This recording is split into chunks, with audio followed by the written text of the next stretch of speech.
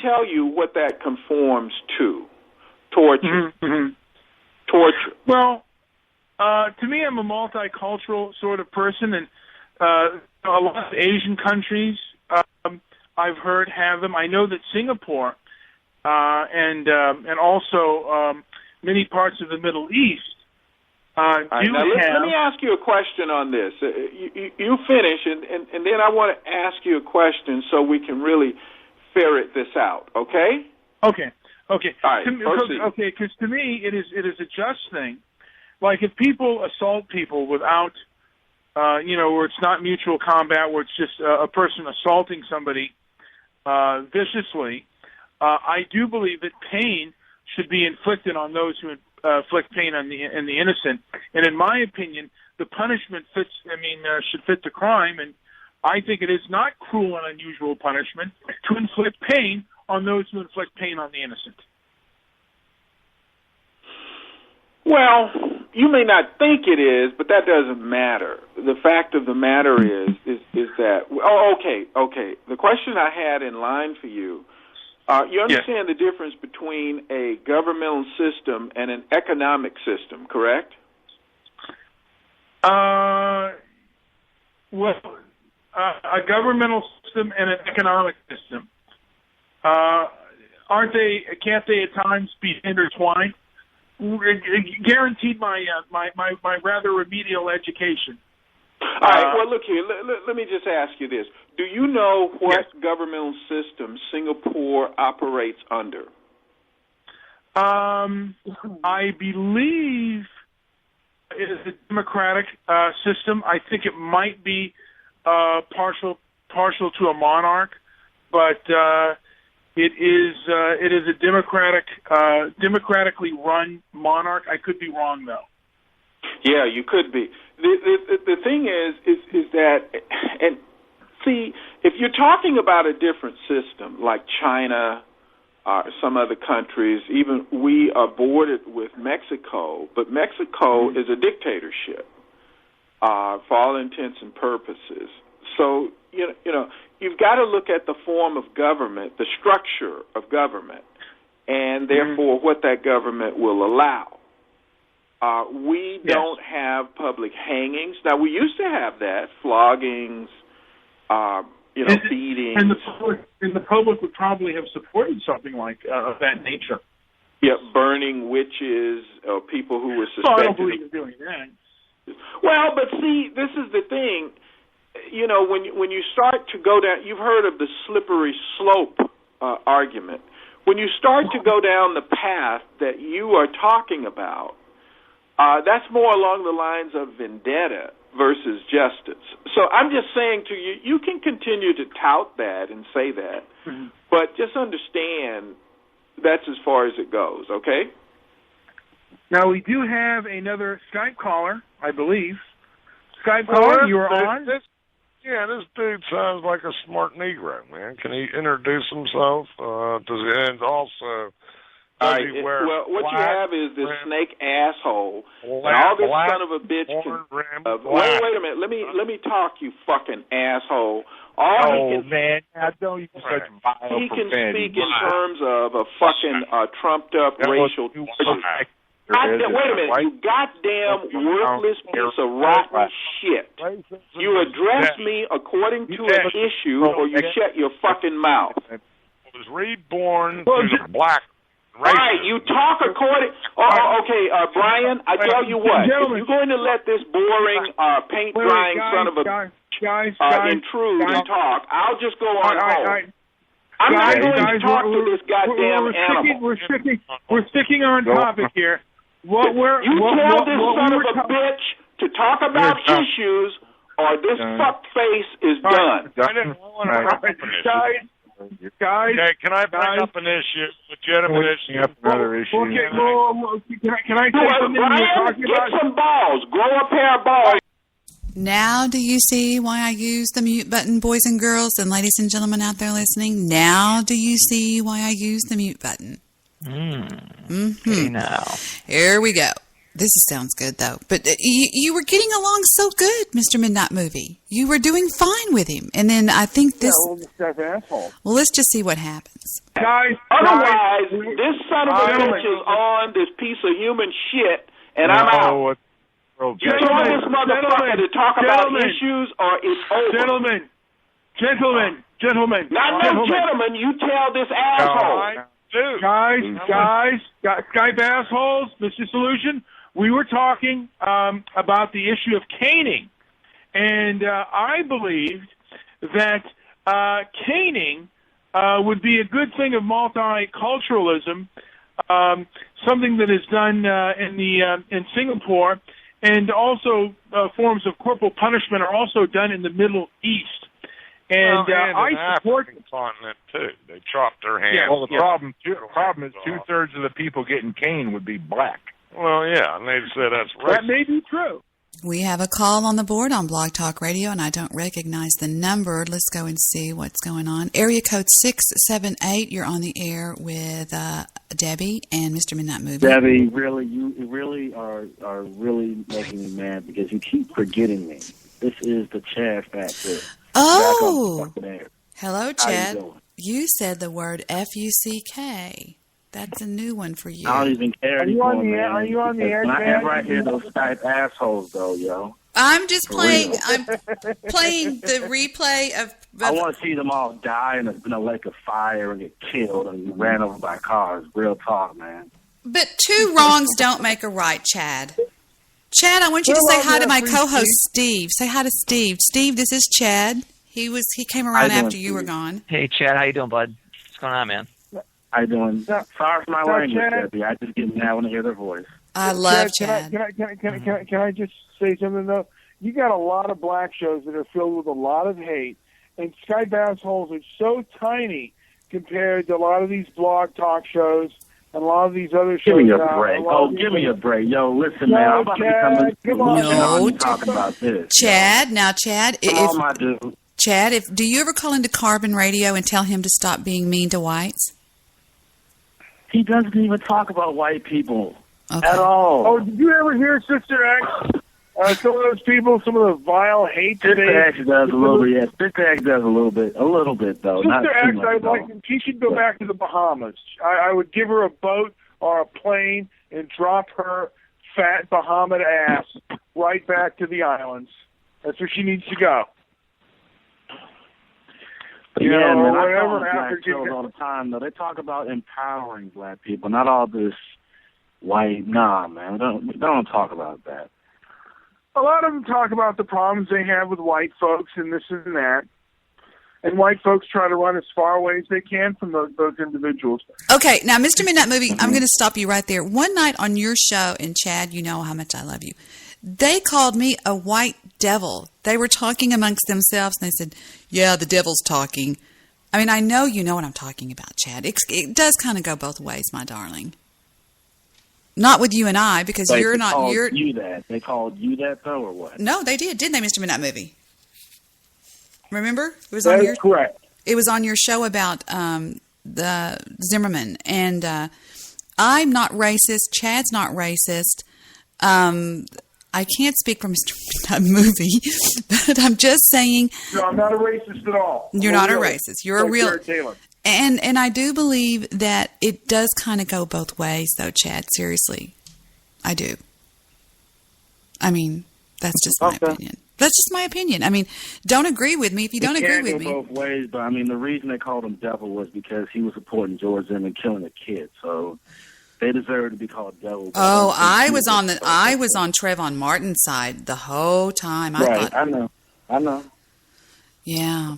So yeah, I don't know. I don't know, but it's not Mr. Midnight Movie. Now, I will agree with you that the Skype assholes have just turned. Steve, I know you used to know them. Were they this bad when you knew them, Steve? I haven't heard enough to see if they're as bad as they were. Oh, they're horrible. They seem calm now. I don't know. Well, I think it's stupid the way they talk over each other, and you can't understand a damn word anybody's saying. They're all fussing and, blah, blah, blah, blah, blah, blah, blah. So I'm going to play some more and see how it turns out. But they've gotten very racist, Steve. very racist. Like, did you hear the first thing that Snake said? This sounds like a smart Negro. Yeah, I mean, listen, I think that everyone, they could say all day long that they're not a racist. Everyone has a little bit of racism in them. But for me, we all bleed red. It's fucking bottom line. I don't hate any color. I hate people if they're ignorant. That's it. Yeah, and nothing to do with your color. I don't see blacks as under me or anything like that. I've always had a good time with everybody. I'm not racist at all. I mean, hell, I married out of my race. So. And Debbie, listen, I'm 75% German. Everyone in my family is a racist. Mm-hmm. My son is a skinhead. Okay. Uh-huh. Okay. Really? And I disassociate with that part of him. And I hate that part of him. My father's a complete racist. Now, what made your son a skinhead? I don't know. Society, I guess he felt that was the way to go. Why do people join gangs? Why do people, become, fucking thieves? It's just something he wanted to do. He listened more to his father. Listened to my father more than listened to me. I thought the skinheads, Klansmen, Christian identity, they all do it because they felt bad and they want to feel good. So they want to. It's the same with anybody. Same thing as joining a gang, dude. It's the same thing. They need acceptance somewhere. Exactly. And if they're weak in something else, they pick up that weakness. Dad, be quiet. Dad, be quiet. Dad, be quiet. Dad, knock it off. We're on a show. What the fuck? I'm going to get Mom in here. She'll whoop your ass. But Mr. Midnight Movie, okay, even though you got shows like this, black shows, it's from frustration. Come on now. It's from frustration. Most of the black shows I'm on talk about empowerment. Not about the white man this and the white devil that. Come on now, Mr. Midnight Movie. And there's plenty of white shows. There is a cultural difference today. It seems to have gotten worse over the years. And, like I said, there is vendetta. A lot of blacks have racial vendetta against whites. And you'll see it a lot of times. Like, anytime you watch these Black Friday, these Black Friday shows, most of the people who are being disruptive are black. And it's just like, white people do it too. But come on, man. Or is that the white media just showing that? Because white media runs all the TV. That's what I'm saying. Well, I'm just saying. I'm trying to give it the benefit of the doubt. Mr. Midnight Movie. Come on, man. Let's get real here. I know what I see when I know what I see when I go outside my house. I know what I observe. They're not trying to fool the perceptions of anybody, man. A lot of them are contentious. A lot of them have chips on their shoulders, and they got chips on their shoulders against the establishment. I don't buy into that bullshit. That's a lot of bullshit. And these are difficult things to deal with, Yeah. And these flash mobs weren't around 70 years ago. Listen to Tommy Sotomayor tell you what he thinks, and he's a very black man. What he thinks about black thugs. Listen, sir. Hooray to you. They need to give you some motherfucking red stripe. Hooray beer. You shot that nigga, and that nigga deserved every bit of that shooting. Now the community is running around talking about he shouldn't have shot him. He shouldn't have shot him. This man had been shot before. I wouldn't blame this man for being afraid of every nigga that came in his store. Let me tell you something, black folks, if you want to protest something, protest that every nigga that owns a store in your fucking neighborhood don't look like you. Protest the fact that everybody that gets paid off of shit that you spend money on don't look like you. How about that? You go to the Dairy Queen in the hood. Who owns it? The Punjabs. Not a real nigga, but a nigga don't want to own it. He just want to have enough money to go there and get a motherfucking Blizzard. Nigga don't want to own the corner store. He want to just complain about gas prices and bust up in there and rob it a couple damn times. Well, I hope he continues to shoot you when you come up in there and do that. If I had been shot by a white man, nobody would have blamed me for shooting the next white boy that punched me in the fucking face. And I don't like when people kept running around talking about his response shouldn't have been that way. These black men are speaking like the black mothers that raised them. See, a man knows you don't fuck with people because you don't know how they're going to respond. Real men know this. Only women believe that they can come slap you the fuck out the blue, which means that y'all went from 0 to 1,000. Whenever people say your response was not appropriate, point out to them, I wasn't touching you. So that means nothing I do can equal what you did to me. You went from 0 to 1,000 when you hit me because I wasn't doing shit. So if I chop your neck off, it still ain't as high of a degree of difference between responses because I was doing nothing to you.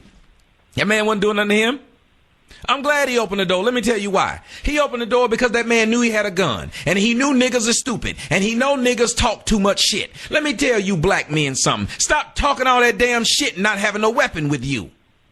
See, when we go talk to white people, we like to get in their face. Then the white man go, bam. Oh, he shot my baby. My baby. Let's march. Body's shooting my baby. Your fucking baby should have shut the fuck up or should have had something in his motherfucking hands before he rolled up on another grown-ass man. Comments? Tommy's 1,000% right, and I agree with every word he said. And I don't agree with every word he said. As I said, the Arab and Lebanese stores. So I agree with Tommy 1,000%. So do we over here. Why don't you agree with him, Stephen? I think it's a 50-50 split, man. You could look at that two different ways. You can't look at it one way. You're hearing one perspective. No, you actually saw the video. He showed the video. I didn't have the video going. It was. I'm sorry, dear. It was caught on video, and here's what happened. There was a store clerk who was Iranian. I guess he was just sort of he looked something like Iranian or whatever. A black kid. He kept his door locked at his store. It was a 7-Eleven, a Quicken shop, a grab and go. Yeah. And he goes over to unlock the door, and there stood a black kid, and kind of looked like a little hoodlum. And he's going, let me in the store. And he goes, no, whatever, blah, blah, blah, let me in. No. What do you want, blah, blah, blah. And suddenly, out of the blue, the black kid just hauls off and cold cocks this guy right in the side of his face. And he just flinches. He just goes like right back. And he looks totally to the right after he got hit and he turned right back to him, pulls out his gun and shoots that kid. And Tommy is saying that, if you're going to... He should have. Now you agree. Defending himself. Well, now I understand it.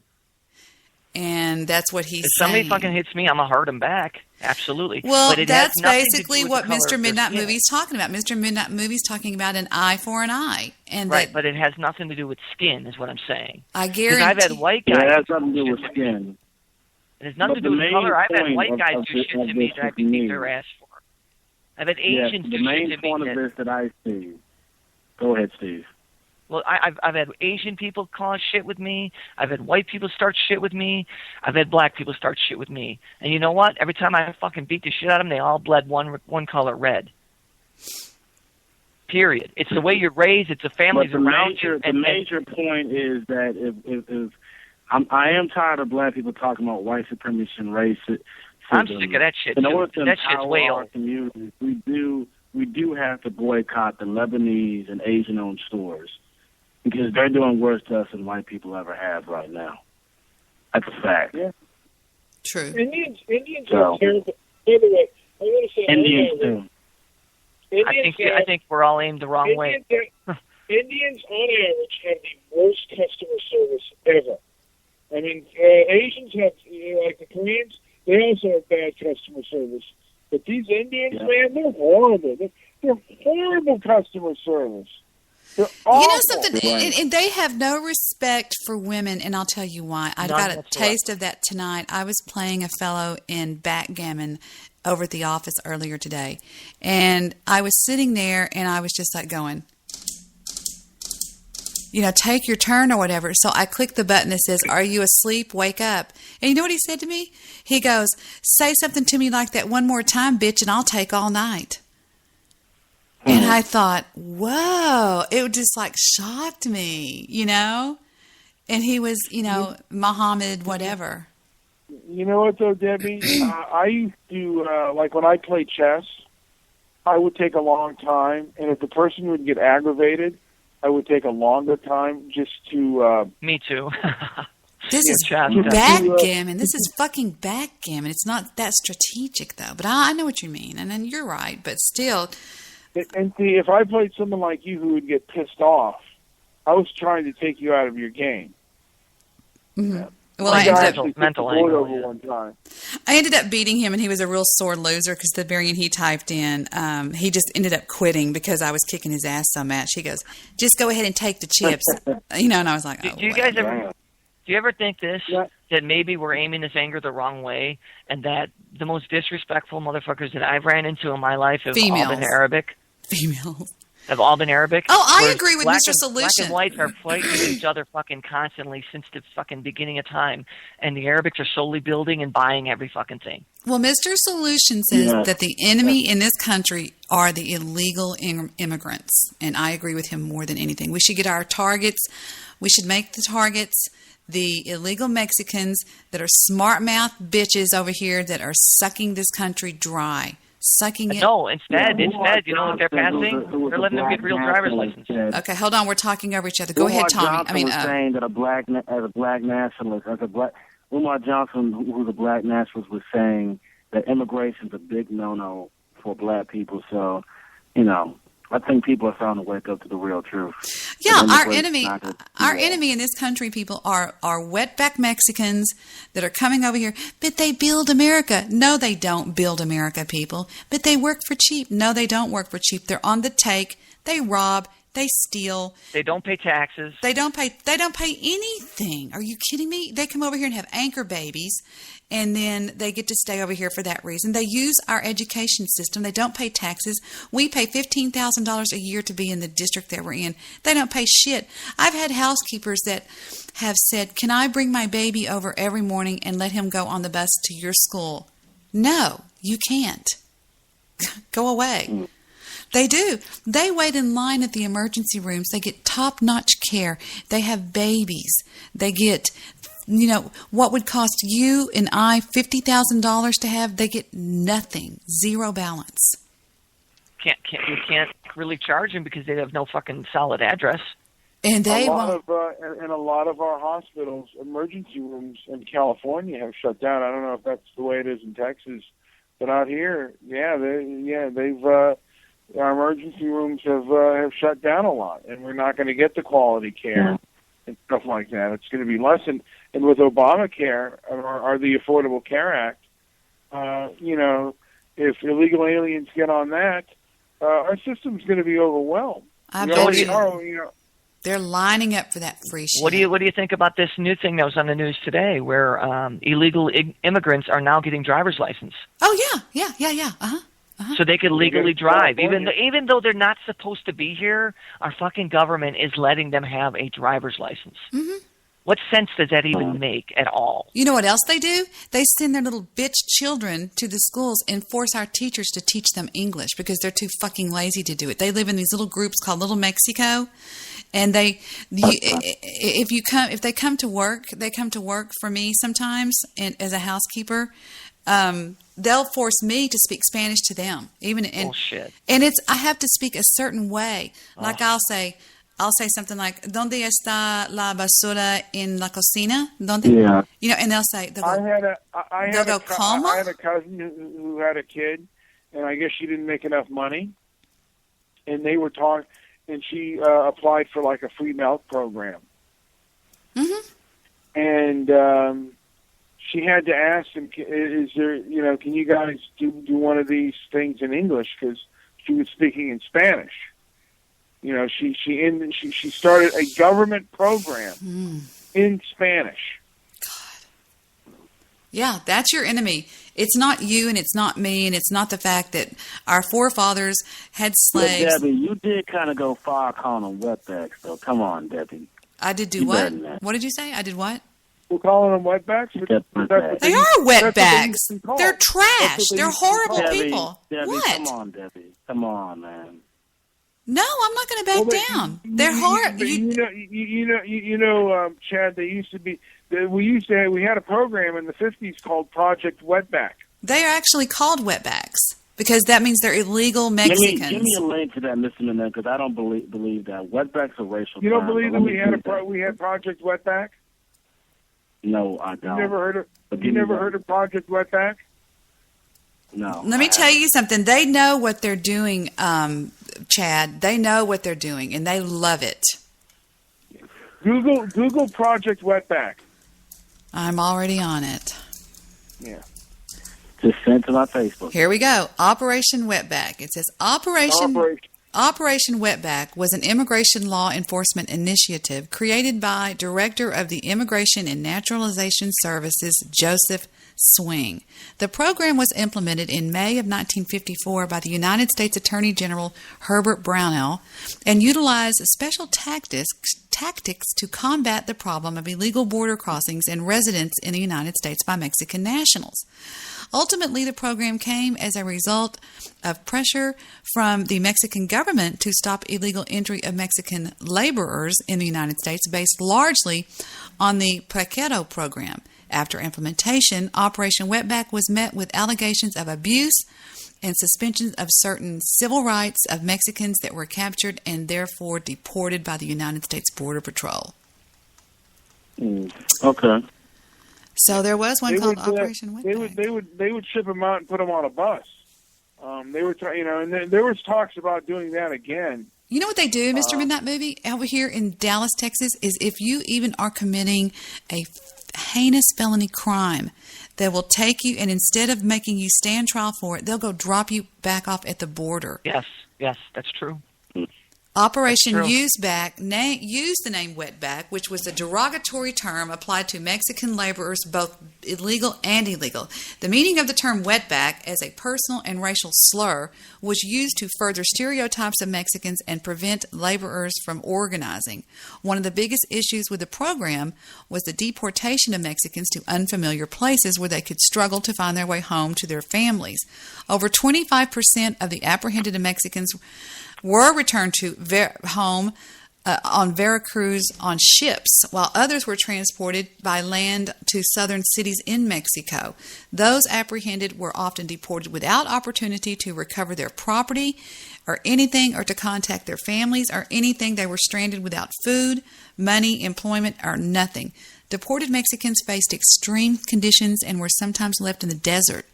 88 deported Mexicans died in 112-degree weather in July of 1955. Another issue was repeat border crossings by those who had been previously deported from 60 to 61. That was a total of 20%. Certain U.S. Border Patrol agents practiced shaving heads to mark repeat offenders who would attempt to re-enter the United States. There were also reports of beatings and jailing illegal immigrants before deporting them. While most complaints concerning deportation were undocumented, there were over 11,000 formal complaints from documented Spreaker workers during the years 54 to 64. Ultimately, with the lack of evidence and documentation concerning the treatment of laborers, Operation Wetback remains clear and unknown. Amazing.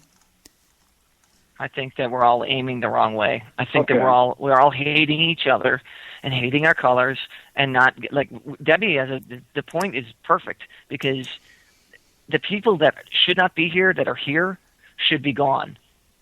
Period. But the people that are here and working and putting something towards the economy, they should stay. You shouldn't hate them. You should work with them. Well, it says that the anti-Mexican sentiment is an aversion of people of Mexican descent, Mexican culture, and or accents of Mexico that are found in the United States. It is closely... I want to ask both you and Mr. Midnight Movie a question. Do you both like the page American White History Month Part 2? Hold on, let me take a look at that. What is it again? It's called what now? White History Month Part 2? American White History Month Part 2. You left Steve out. I'm listening. That's fine. Oh, do I like the page White History Month Part 2? Oh, it's a Facebook page. Yeah, that's a decent page. I don't like everything about it, but I do like certain things about it. It's a Facebook page, ladies and gentlemen. It's called, I sound like Andy Bong. Ladies and gentlemen, it says, this page is about white heritage. No slurs will be allowed. This is where white Americans can share the heritage of our history and discuss current events. Never apologize for being white. Yeah, somebody showed me this. Was it you on Facebook, Chad? It was me. No, it was me. Okay. Yeah, I always I pay. like that page too. I always pay attention to Chad's postings on Facebook. I always take a lookie and see what he's got going on. Huh? Interesting. A lot of good stuff on there. Yeah, some people just post and post and post and post, and it's just ridiculous, you know. And some people just post good things, and I always love your pictures, Steve. Thank you. You're welcome. German family. Yeah, but some of it's BS though. But I love when they have yourself a merry little Christmas. I saw that. Videos on that too. Yeah, I never put anything hateful or spiteful. And whenever I do, like I have 4,500 friends out there, and I swear to God, as soon as somebody comes out there with some political bullshit or some racist bullshit, they're deleted. They're gone. They're off my account. I want nothing to do with it. You know why? Because I don't go out there for that. I don't want anything to do with it. If I want to hate. If my agenda every time I get up in the morning is already set for hate, my life is fucked. My life is limited. My life is taken from me. Why would I allow that? Why would I allow myself to wake up angry? I control that. If I want to be angry, if something happens by chance or circumstance, I'll deal with it then. But I'm not going to already preset that in my head because that's pretty stupid to waste that much energy on something that may not even occur. Yeah, what he said. Exactly. Mm-hmm. So many people are so angry. See, I think that a lot of the problems that happened between blacks and whites was the fault of the KKK. It gave whites a bad name when it came to blacks. And slavery and the genocide of Native Americans. I'm so tired. I think the problem today is there's not a lot of objective thought, and there's not a lot of I think both sides need to have brutal honesty. There you go. It needs to be kind of a parliamentary procedure kind of debate, and I think we need to verbally have it out.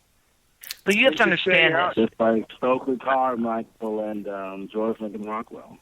Gentlemen, wait a minute, I'm going to play something. That was a good debate, by the way. I put that on my Facebook page. Go ahead.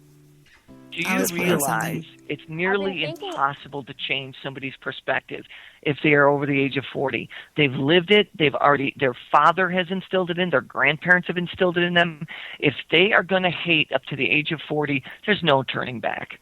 You can't change the strike. Yeah. It's over. It's in the blood. No matter what you do, if they go to a doctor because they're dying and that doctor's black and they get saved, or that doctor's white and they get saved from that person, all they're going to say is, oh, yeah, I got lucky. One good one out of the whole fucking bunch. That's all they'll say. Yeah. Because they're preset. They're pre-programmed to it.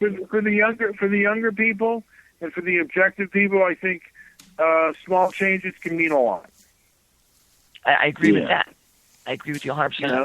You don't try to make big changes, but like I said, in my opinion, today I think a lot of these civil rights leaders and these people who think civil rights is important don't seem to have very objective thought are primarily intellectual cowards. The one main one that I think of is Tavis Smiley, is a complete intellectual coward when it comes to talking about regulations. You're joking. What's that? Come on. I think he's an intellectual coward. I think you think I'm joking? You think he's not an intellectual coward? How is the intellectual coward missing in that movie? Come on. He's an intellectual coward because whom he decides to have on his show and what topics he decides to have on his show is very skewed to his way of thinking. You'll never see Larry Elder on there talking about the Trayvon case or talking about graduation. Up to that man. You just What's that? Up to that man, do you? Larry Elder. Well, no, I don't kiss up to him. I'm just pointing out the fact that he's not on. How is that kissing up to him?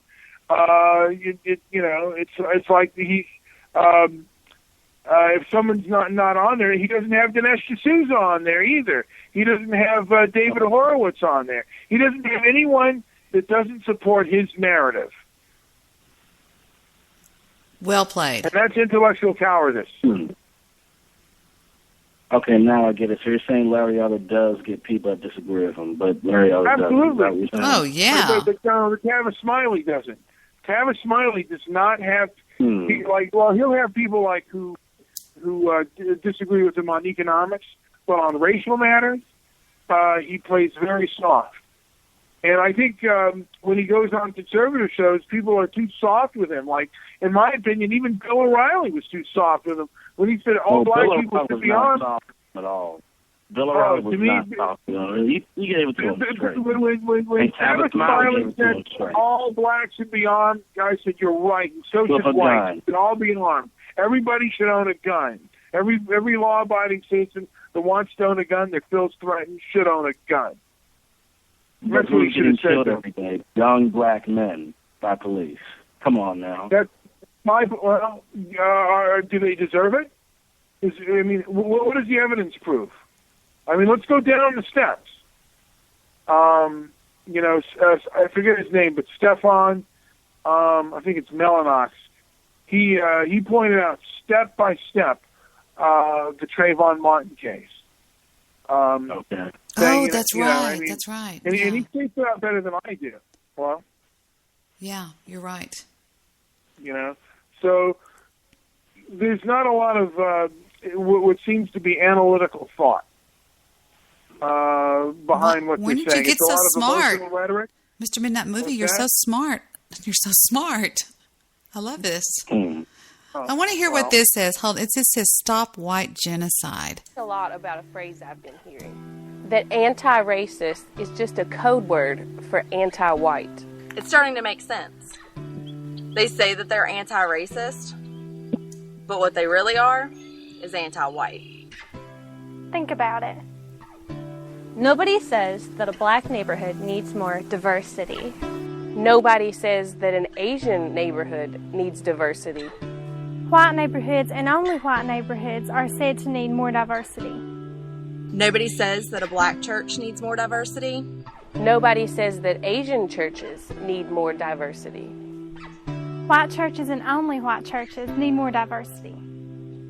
Black pride is seen as good and healthy and normal. Asian pride is seen as good, healthy, and normal. But if I show pride in my race, the white race, I'm said to be a Nazi who wants to kill 6 million Jews. If a black woman wants to date inside her race, that's acceptable. If an Asian woman wants to date inside her race, that's acceptable. But if I want to date and marry within my race, the white race, I'm called the R word. Black politicians are openly admitting that they are working towards the best interests of their people. Hispanic politicians are openly admitting that they are working towards the best interests of their people. If a white politician were to openly admit that they were working in the best interest of their people, there would be a national scandal, a public outcry, and would be kicked out of office. Throughout elementary school, junior high, high school, and college, I was told that my race, the white race, was the cause of all the world's problems. Now, many of you had jobs where minorities say things that would get you, as a white person, instantly fired. This conditioning is done to white people and only white people. White children and only white children are being affected by this, and only white countries are doing this. The Aztecs conquered many surrounding Native American tribes, practiced human sacrifice, and held slaves. Yet anti-racists don't say that Mexicans must apologize forever and have their lands forcibly flooded with non-Mexicans and be forced to assimilate. The Ottoman Empire attacked white Slavs and took many of them as slaves, so much that we get the word slave from the Slavs. Yet anti-racists don't say that the Turks must apologize forever and have their lands flooded with non-Turks. World history is a rainbow of violence. Yet all whites and only whites are demonized for this violence. Are they right? They are 1,000% wrong. How are they wrong? That was wrong. Man, Really? they got white groups. They got white people who want to marry inside their own race. I've met white people that openly say they love being white. Come on, but man. they don't get. But wait a minute. They don't get ridiculed. They get far more ridiculed than blacks. It's far more acceptable for blacks or Latinos. Okay, now wait. Now what about this? What about this? What about when she said white neighborhoods are told that they need to diversify and black neighborhoods aren't? That's not true either. There's black neighborhoods that say they need to diversify. Who says that? What do you mean? Who says it? Where do you hear? Blacks are very protective of their neighborhoods. They always talk about gentrification and bringing whites in. Didn't you ever see Boys in the Hood? Didn't you see Boys in the Hood when he talked about yes, I have. neighborhood black? Okay, could I do that? Could I go up to a place in my neighborhood and say, you wouldn't be? Nothing would happen to you, man. Seriously. Oh, okay. You don't think there'd be a backlash to that? No. You're completely wrong. Those are your perceptions, but I think the perceptions are completely wrong. The perceptions are wrong. I mean, and that's the difference of people's perceptions. And you know what? Years ago, let me tell you something. Years ago, white folks believed that there was nothing wrong with their treatment of blacks, and they would even deny the harshness. And blacks and white liberals are doing it today.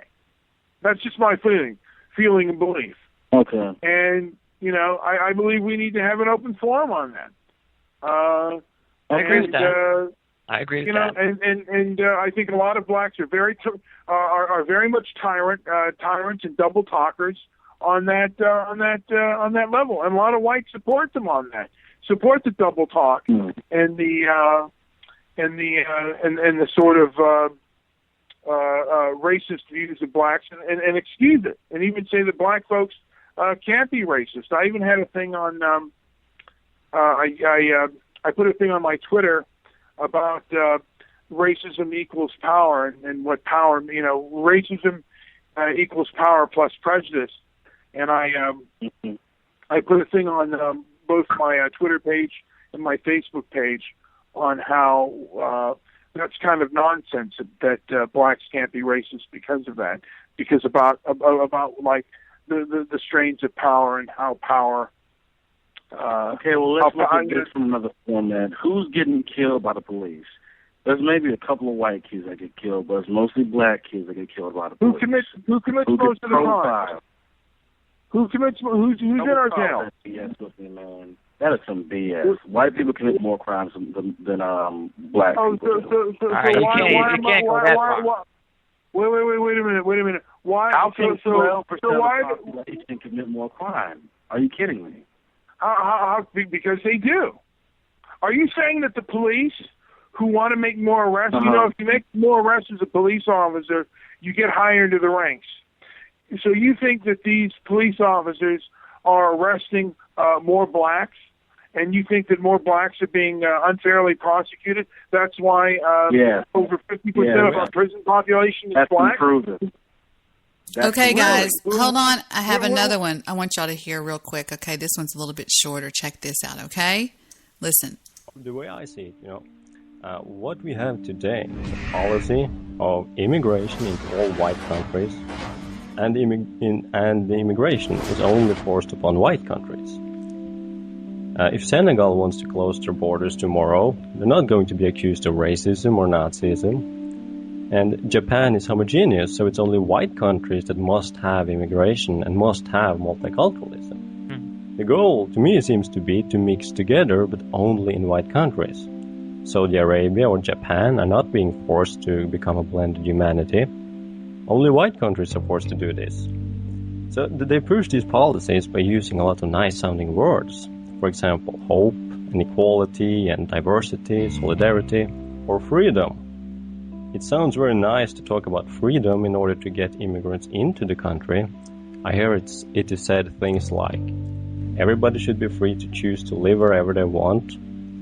But once they've gotten a lot of immigrants into the country, they stumble onto a problem because we whites are actually we actually use this freedom to move away from this fantastic multicultural society. This is what is referred to as white flight. Once they've gotten a lot of immigrants into the country, the anti-white mentality continues. They stop talking about freedom and start talking about forcing integration. This is so that they get the non-whites into white areas. After they have done this, they start to promote intermarriage and assimilation. This is when they start to demonize people who are against intermarriage, calling them racist or Nazis, and then they talk about a brown future.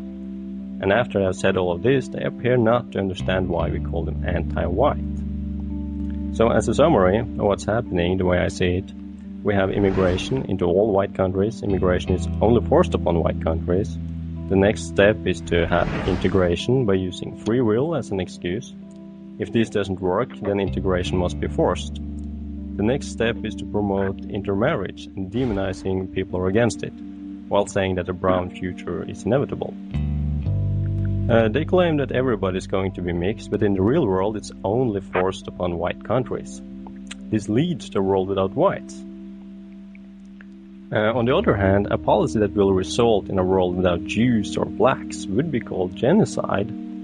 But when it happens to us white people, it's very often described with nice words like a melting pot or diversity. So again, if one supports a policy that leads to a world without Jews or blacks, it would be called genocide. So if I protest this development, I'm very often labeled a Nazi who wants to kill 6 million Jews. So they say they're anti-racist, but what they are is anti-white, and that's why we say that anti-racist is a code word for anti-white. Well, comments? He's right. I agree. I think there's some points there that are absolutely spot on. I don't think it's all right. You know, just like any other, and you could put on any clip, Deb, and it is got to be divided. There's parts that are real and there's parts that aren't. There's parts that fit his criteria and what he needs to send across, and there's parts that are real. Like what? Give me an example. Al Sharpton, just look at him. That's just the biggest walking fucking joke on earth. And I would be, if I were a black man, I would be just so disappointed if that was one of the people that was supposed to be leading my whatever he does, that fake fucker. Jesse Jackson Jr. Jesse Jackson, what jokes? If I were black, that would really upset me to have those fakes in my life. It's people like that just really pull it all apart. Jesse Jackson Jr., by the way, spoiled kid, and then bought all kinds of bullshit with his campaign contribution. Somebody cares about the poor. Yeah. Going to send his kids to private school like the private schools he went to. That his father sent him to, and with the I am somebody bullshit. And it's just like, why do black people even need a leader? Do white people need a leader? And it's like, to me... I'm going to agree with you about this. Listen, in that movie, black people don't need leaders. We need to work as individuals like every other race. We don't need fucking leaders. I agree with you. And you'll rise and fall, collectives will rise and fall on their culture. In my opinion, and usually, if one group is not doing well, our collective is not doing well. Well, usually the collective culture is. You look at other things that make up the reasons why that. So listen, in that movie, in the 1700s, in America, was settling out. You ever heard of the Salem witch trials?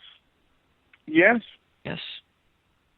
What were they doing in the Salem witch trials? They were burning. They were accusing people of being witches and burning them. Just by belief alone. Were they white or black? No fact. Were they white or black? Listen in that movie. They were white. Okay, thank you. That's culture. Well, the culture changed. Exactly. And if you want to succeed, you change the culture. And if you want to learn, you look back at the past. That's the only way you learn. You never go forward without looking backwards. And when you look back at the Salem witch trials, you have to understand they were fucking wrong. Okay? And if you don't realize that they're wrong, then you're nuts. Okay? And hate has always been around. Racism will always be around. It's not going anywhere, no matter what we say or do. If we talk to the entire world right now and try to get a viewpoint around, it would be irrelevant. If you hate, you hate. Nothing's going to change that. It's too deeply embedded in your DNA. Your job is to change that. I'll finish in a second. Your job is to change that and make your children to do the better thing and not be like you. I believe people. I've seen that people that hate could change. I remember, I forget his name, but he was a congressman from Oklahoma, and he talked about his uncle, who was a pastor. He went on with a member of the Ku Klux Klan, and the Ku Klux Klan began to berate him with all forms of racial epithets. And after every racial epithet, he said, regardless of all that, I still love you. And years later, when that man was at his funeral, he was that white Klansman, that former white Klansman was there talking about how that man made him a real Christian. So people can change. So doesn't it give you a little bit of hope? Gives you a little bit of hope that maybe there is a light at the end of the tunnel, and it doesn't have to be fucking hatred, and that maybe it can be something we could show to our children and say, look, there is a better way. And if you don't like the way something is or where it's at, don't go there. Avoid it. Go somewhere where you feel safe, if that's what you have to do. Yeah. You know what? I mean, I got to get to bed, but I'll end on this. I just believe in protecting yourself, and when there's hatred against you, you should recognize it. You should be aware. Absolutely, 100%. But that goes for everything in life. Not about it. Yeah. And you know, blacks should be aware that there are people that hate them, whether they be white or whether they be Latino. In parts of Los Angeles, blacks were being actually exterminated. There was an ethnic cleansing in parts of South Central LA, and they should have been absolutely aware of it and should have been armed. You know, bottom line, no one should try to exterminate you or use you by force in the country that you live in. And the same thing with me. Every piece of ground I want to belong to me. These big cities belong to me just as much as they belong to anybody, and I should feel safe around them. And if I don't feel safe, I do want to be armed. Or I do want to attack those that try to hurt me. Before you guys hang up, I want you to listen to one more audio that's going to blow your mind. Take a listen. Oops, I have it on mute. To a radio debate to the Reverend Wade Watts, who was the state leader of the National Association for the Advancement of Coloured People, who'd worked with Martin Luther King. Yes. And when you got to this debate, he held out his hand for you to shake. Yes, he did. Did you hesitate? He caught me off guard. See, I'm expecting this black militant to come in with a great big afro this big and an African dashiki on with bones hanging around it and a button on that says, I hate honkies and death to crackers, you know, all that stuff. And I figured he'd have on a black... You seriously thought that? Yeah, that's what I thought. And I thought he'd come in there carrying a boom box blaring out the theme from Shaft. I figured he'd flash the switchblade at me and go, black is beautiful, honky. I'm going to kill all you white devils, you know. That's what I thought I was going to see. And so when the door opened up and in came Reverend Wade Watts, and he's wearing a suit and a tie, and he's carrying a Bible, and he walks up and he puts his hand out to me. He goes, hello there, Mr. Clare. I'm Reverend Wade Watts. I just want to tell you I love you and Jesus loves you. And I mean, I'm shocked, you know. And then he puts his hand out, and I'm shaking his hand without thinking, because this wasn't what I was expecting. Then I realized I just broke a Klan rule, and I jerked my hand back, you know. And I started looking at my hand, which he saw that, and that was meant as an insult. The Klan rule book says the physical touch of a non-white is pollution. And I thought, I just shook hands with a black person, and he sees me looking at my hand. He goes, don't worry, Johnny, it don't come off. And And you know, I start calling him names. I go, you no good, sorry, bleep, bleep, bleep, you mother this, you that. And he looked at me and goes, God bless you, Johnny. He says, you can't do enough to me to make me hate you. I'm going to love you, and I'm going to pray for you whether you like it or not. And I didn't know how to deal with that. I had never had that happen to me before. A few years later, you burnt down his church, didn't you? Set fire to his church. See, what happened was we started off going by his house, calling him names. We got no response. Threw trash all over his lawn. Got no response. We showed up with our sheets and hoods and stood out there in his yard. Said, get on out here, boy. We got something for you. And he comes outside and he goes, boys, Halloween's 4 more months away. I got no trick-or-treat in here for you. Come back in October. And he goes back in the house. That's a brave man. Yeah, and I mean, I didn't know how to deal with this. And so the Klan goes, you got any more bright ideas? I said, I don't know. I said, I'll tell you what we'll do. So we burned a cross across the street from his house. He came outside and asked us if we needed hot dogs and marshmallows for our barbecue, you know. So finally, I said, I'm tired of messing with him, and we set fire to his church. And they put the fire out before the church was destroyed. And I remember I called him up and disguised my voice, and I said, hey, boy, you better be afraid. We're coming to get you, boy. You don't know who we are, but we know who you are. And he goes, hello, Johnny. And all that stuff. He goes, a man like you takes the time to call me. I'm so honored. And all that stuff. He goes, let me do something to you. He goes, dear Lord, please forgive Johnny for being so stupid. He doesn't mean to be so ornery. He's a good boy trying to get out somewhere in there. And I hung up the phone on him. I said, how dare him? And so the funniest thing that happened with him, though, is I didn't know what to do. And I was at my ropes in. And one day we was watching him, and he went into a restaurant. So we got a bunch of us together, and about 30 of us went in there and surrounded him, and he had this chicken there on the table at the restaurant. And I walked up and I said, hey, boy, this restaurant's for white people only. We don't want you here. I said, so I'm going to make you a promise. I said, I promise you we're going to do the same thing to you that you do to that chicken. So you think real hard before you touch that chicken. So he looked at me and looked at the Klan, then he picked up the chicken and he kissed it. And when he kissed the chicken, the whole restaurant acted just like y'all did. They all start laughing, you know, and everything. And I looked up, and even the Klan was laughing. You got to admit, that was funny. I said, every one of you outside. I'm outside, and they're doubled over laughing. I'm going, you guys are going to get suspended and lose your robe for 2 weeks. I said, I'm getting tired of this. And I'm hollering at them and yelling, and they're laughing. I heard a horn honking, and Reverend Watson driving off going, bye, Johnny, you know, and stuff. And that's how he chose. That's how one old black, we never bothered him again. And that's how one old black man defeated the entire Ku Klux Klan. Because he used this instead of brawn. And he used this too, a very brave man. He used his heart, yeah. There you go. He was the grand wizard of the Ku Klux Klan, and he is now a minister at a all-black church. Yeah. I don't know if I could, I don't know if I could be that loving with someone who wanted to hurt me. I'd be more like Malcolm X and Martin Luther King. I don't know about you, Debbie. Yeah, I would probably be like that guy on here.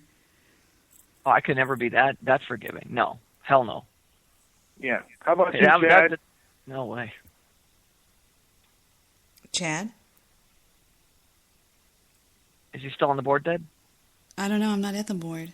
Okay. I hate the board. No, let me take a peek. Y'all know I always hate going to the board. He probably hung up. So I think Mr. Midnight Movie needs to go night-night. And I know I'm tired, and I know that Steve's probably tired, and I want to thank Steve. Almost 5 hours straight, Deb. I know. This is like a marathon for us. I want to thank everybody for tuning in, and I'll get everything straight and find out what happened to Phil Hendry, and I'll get him back on here. I know it was a time change because we heard him end his show at midnight, our time. Exactly. So that's what it was. He's probably mad at me going, where the hell were you? So I'll find out what happened. But in the interim, I want you all to know I love you. Love you too, Deb. You rock. And I'll see you guys later on down the line. All right, babies? All right. Next time, next show. Later. All right. Bye, guys. Take care, Deb. Bye, Mr. Midnight Movie. You take care now. I will. Good night, Mr. Midnight Movie. Night, Steve. Is it obvious how much I love Mr. Midnight Movie? Yeah. He's a mess. You gave me the finger and you gave him the love. No, I love you too. And I love Chad, even though Chad's my little shit. I'm going to give him. I thought it was a nice way to end it. I thought that, listen, throw a little fire in there. It was not a bad way to end the show. I like that. All right. Chad knows I love him. Good night, boys. Love y'all. And that's the way the cookie crumbles. Oh, dear. We've got a bunch of people talking. Oh, Mrs. Iggy's mom. Hello. Oh, we're going to end the show over there. I love you guys, too. I love all my people. Did dogs start drinking? Shut up. You're not worth my time. I can't stand trolls anymore. I don't even like John Brand anymore. Peter Bergman, whatever his name is, Monkey Shoes. I can't stand the thought of him. Don't like him anymore. Don't like you anymore, John. So get away from me and get out of my chat room, you jerk. I just kicked him out. I love kicking him around. He's such a lying, yucky person. I can't stand him. Cannot stand him. And that is it. See, there you go. He's just talking about bullshit. So who cares? He doesn't even deserve airtime. If you ask me, he doesn't deserve airtime. Anything about him. So there you go. That is it, and that is the way we do it here. And I'm going to let you guys off the hook and get out of here. We'll figure out what happened to Philly Boy. Good night, guys.